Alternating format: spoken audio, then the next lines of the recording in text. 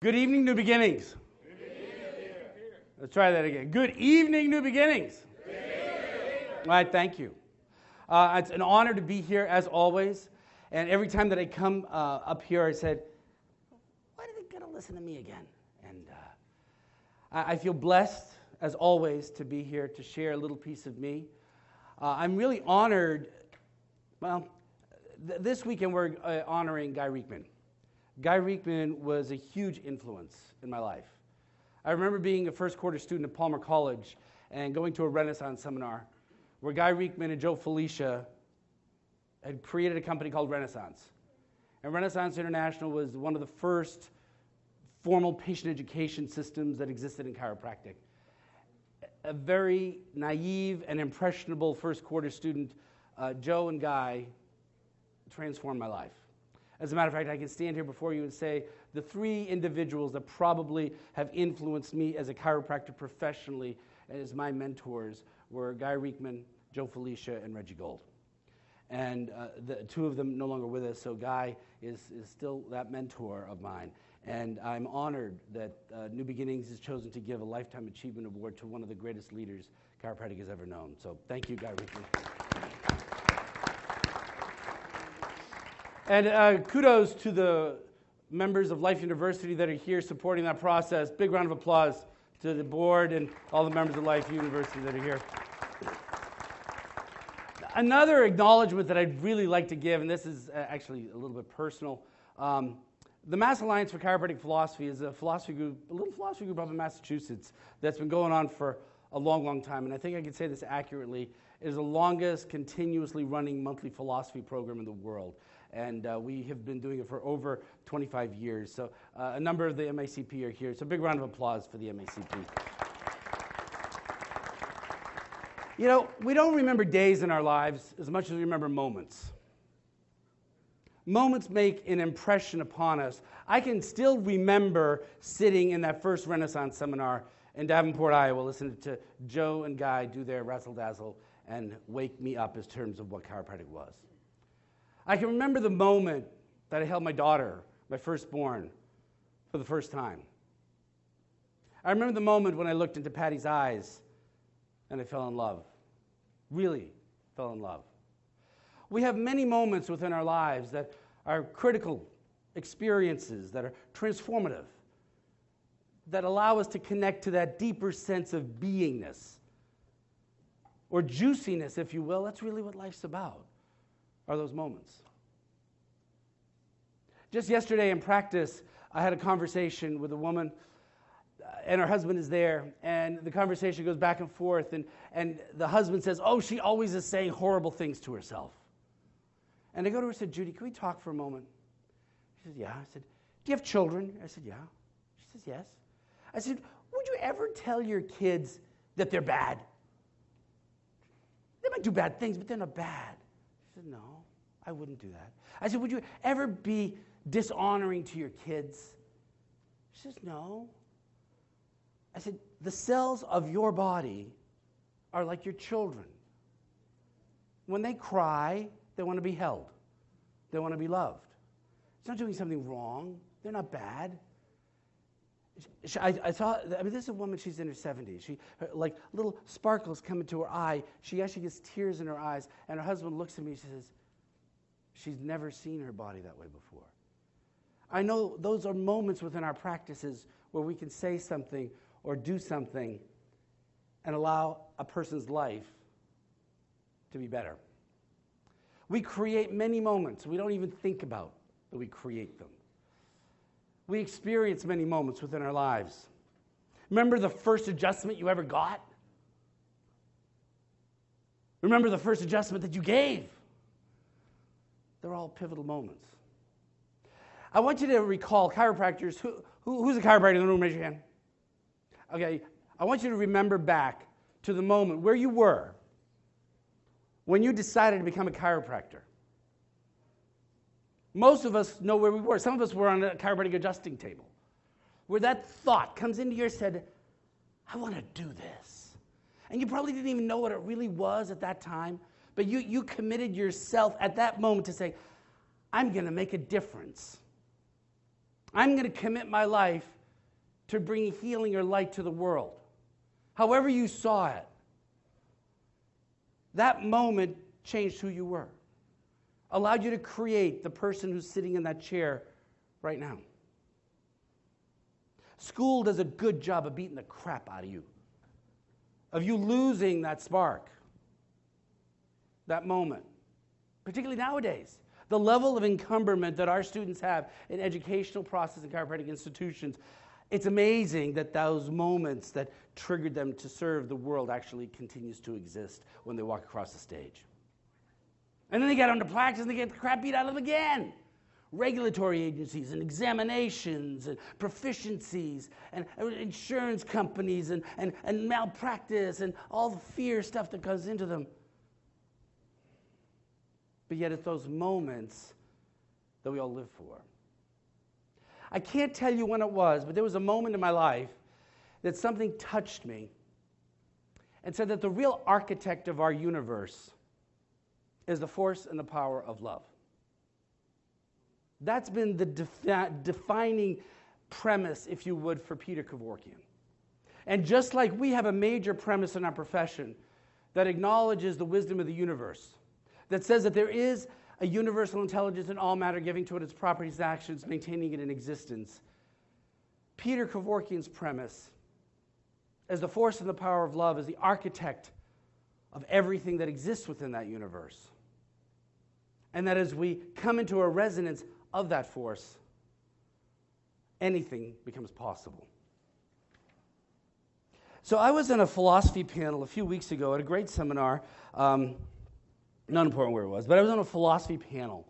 And the panel was asked a bunch of questions from the group about various aspects of chiropractic philosophy, and we each had a slightly different tweak in terms of giving the answer to it. One of the questions was, does intention make a difference in the adjustment? And one of the people on the panel said, no! Intention doesn't matter, it's the force. It's a universal force that you create, that the body perceives as able to take and adapt that force into correcting the vertebral subluxation. Just like if I took a baseball and I threw it at Ernie Landy, okay, and Patty all of a sudden moved in the way, that universal force would be harmful to her. I said, okay. If Mother Teresa and Adolf Hitler were both chiropractors, how many of you would want Adolf adjusting them? Even if he did better in his exams. Even if he showed more certification. Somebody I asked that question to once, they said, well, it depends who's the better adjuster. And I said, I don't think it matters. I think that the intention behind the creation of that force makes an effect, whether we can quantify it fully or not. In the same way that when a baseball player gets up to hold the bat and sees the ball and they're going to hit that ball, they have to have a clarity of focus and direction of what they're going to do, how they're going to do it, to allow that ball to do what it's going to do. Or a golf player, or a musician.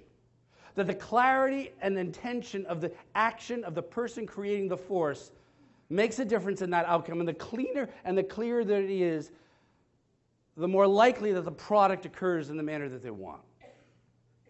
The cleaner and the more focused I am with the delivery of the adjustment creates a better adjustment. If the driving intention is love and compassion behind that force, whereas I believe that that's the architect of the universe, there's a particular degree of resonance that occurs in the creation of that force that impacts how that body will receive it. How, I can't measure. I can't tell you that. And the same way that if I look at you and I tell you that I love you, I don't know how the resonance of those words impact upon you. But there is a particular character and quality of that sound that allows us to come into a place of complete presence in that moment. I believe that that's the moments we create with every adjustment that we give. I believe that when chiropractic comes from the heart, patients will come from the woodwork. that if we can give our service in a pure state of love and compassion, magic occurs. Actually, I believe that about everything. If I was a trash collector, if I could trash collect in a state of love, I'll get more trash than anybody else. Because that's what makes the universe happen. But where we're giving a service that's allowing people to reconnect better to themselves and express themselves, their beingness better, and we're coming from that space, I believe that it makes a huge difference. Take care of people like family. Be honest with them. Magic occurs.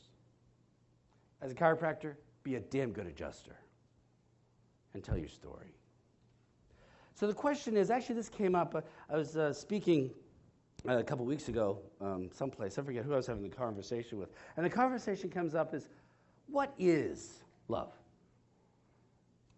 And people that were at the table were talking about it, all described the doingness. Well, you do this, you do that, and I propose that love is not a state of doing, it's a state of being. You hold a state of beingness. So as I explore that, there are three things that I think happen when we love. The first is transparency. To become totally naked with another person. Now, I don't mean this in a sexual or an intimate way in the bedroom, although that's pretty cool too. I mean that in terms of all relationships. That you can't love someone if you're not totally transparent. Where there's no other agenda. Where you put all the cards on the table. Where there's complete integrity. Intellectually, emotionally, transparent. Second thing in love is to be vulnerable. I used to think the vulnerability was being a doormat, of letting people walk over you. But vulnerability is about trust. It's knowing that everything is okay. As a matter of fact, the major premise of our profession, that there is a universal intelligence in all matter, giving to it its properties and action, is probably one of the most vulnerable statements that we can make. It allows us to totally trust that what's happening is happening by perfect design of the universe. To become vulnerable. That it's okay. It's nothing about weakness. Nothing about ego is attached to vulnerability. You see, you look at the problems around us. We're trying to conquer things, take over things, control things through power. I don't believe that our profession is built upon that. It's been built upon the most powerful force that's at the architect of this universe. That's the force and the power of love, which doesn't need to conquer. It just is. We need to become vulnerable to totally come into a state of love. And the third thing is to be unconditional, without judgment. And just as the innate wisdom of the body doesn't ever judge, so too we need to not judge. Other people, other chiropractors. I'm not saying you don't take a stand or believe in things or stand for what you want. But part of loving is a state of unconditional acceptance of what's there. So if indeed what we want to do is love our patients and love our profession and hold that kind of vibration, we need to do that for one another, as colleagues, professionals. We need to do that for our practice members and our patients. But it requires us to become understanding, transparent, vulnerable, non-judgmental. Imagine the kind of world we could create.